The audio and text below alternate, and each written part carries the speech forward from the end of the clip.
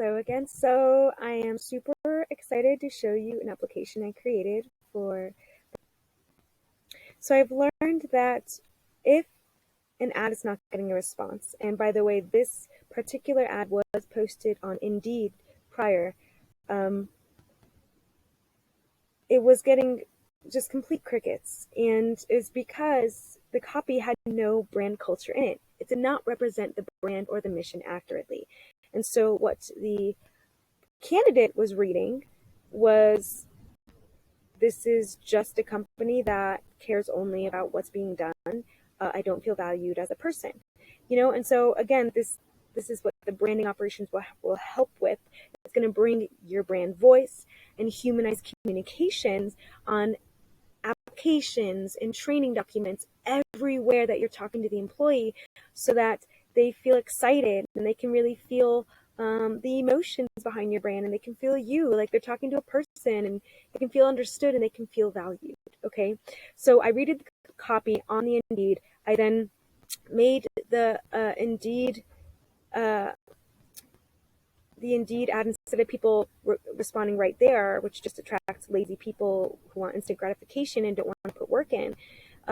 They said you must inquire within the store, and we also did flyers around locally to share the same directions. Inquire within. The do serious hiring, and making it feel very exciting and feel really inviting. And then we even went so far as to train the employees to um, really uphold the culture for potential teammates to come in. And when they fill out the application, treat them as family, treat them as if they're already a part of the mission. It's really showing people how will they be treated. So again, it's not manipulating people. You don't want to just do something and then once again, it's like, oh, you just did this to get me in, and now you're a completely different story. That's called a bait and switch. So that's why it's so important to have actual operations of branding and onboarding things, so that you're upholding the course culture and reinforcing it and checking in and making sure it's really long lasting. So let's get straight to the application.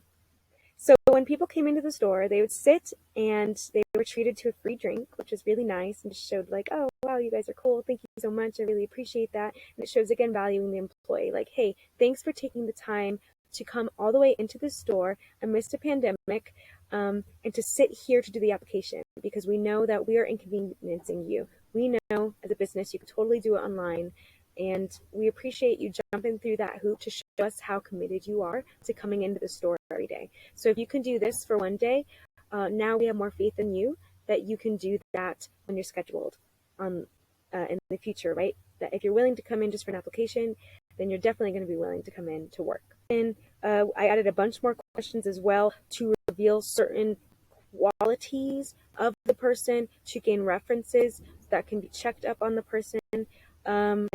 And there's a numerical score that is acquired when there's an application. So let me just pause and reiterate.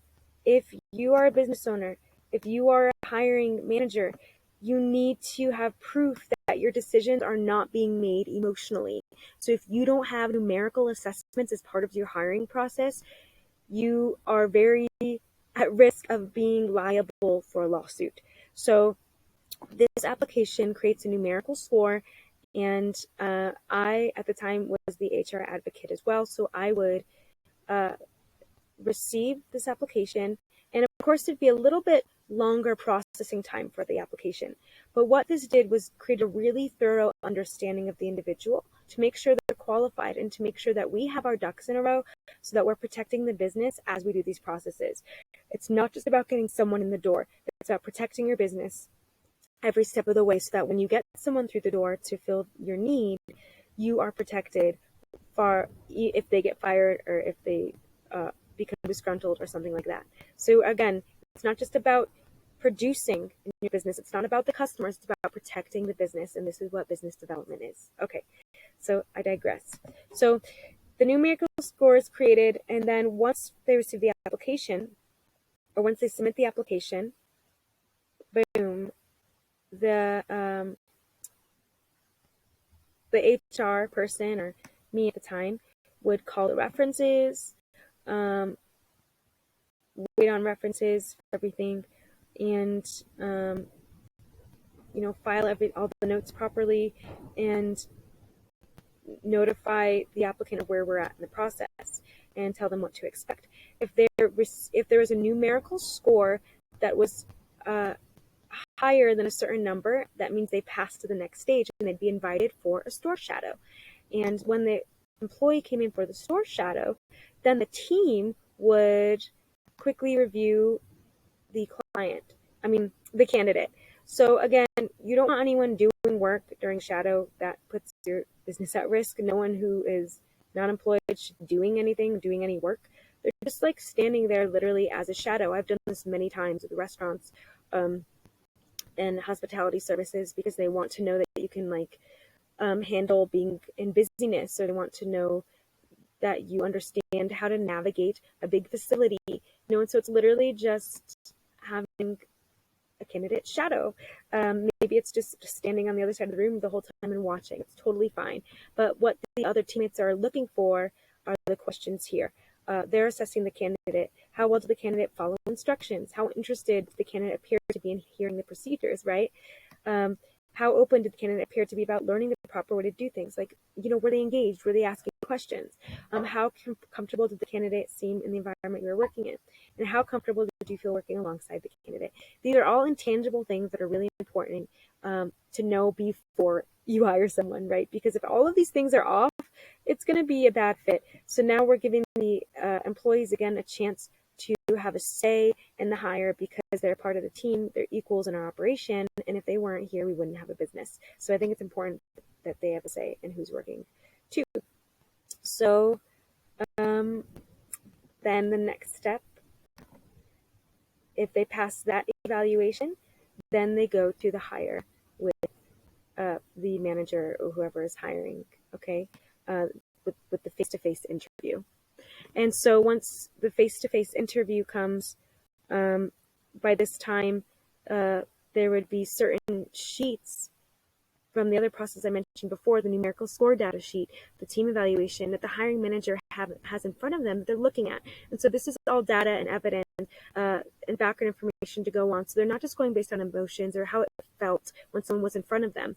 And they really have something to go off of to forge more questions and to accurately perceive the candidate as like a whole contextual person, not just how they feel. Again, that in itself is bias, and that can easily bleed into discrimination. So I help you set up processes that totally eliminate bias, so that there's no way of being accused of discrimination. So I like to set really, really tight boundaries. They're so far from that way you don't have to have a worry, because you're really truly protected. You have a fortress around your business, you have a fortress around your team, because you have processes that know the law and that are protecting you every step of the way.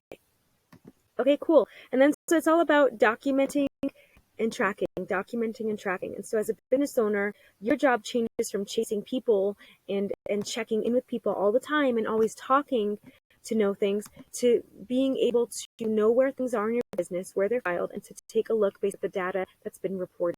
Okay, so one thing I also help with is communicating without actually having to communicate. I know your time is very pressed, but one thing you'll have to get used to as a business owner who has a team and really managing them and keeping up with the expansion of your business is getting away from the busyness of your day. So that's another thing we're going to work on, is what errands can you remove yourself from? How can you replace yourself in these day-to-day operations that are taking away from the actual business development as you've seen in the videos? This is what business development is. And so at some point you have to make the jump and step away from the busyness of things and really commit to developing the procedures that I've shown in this videos.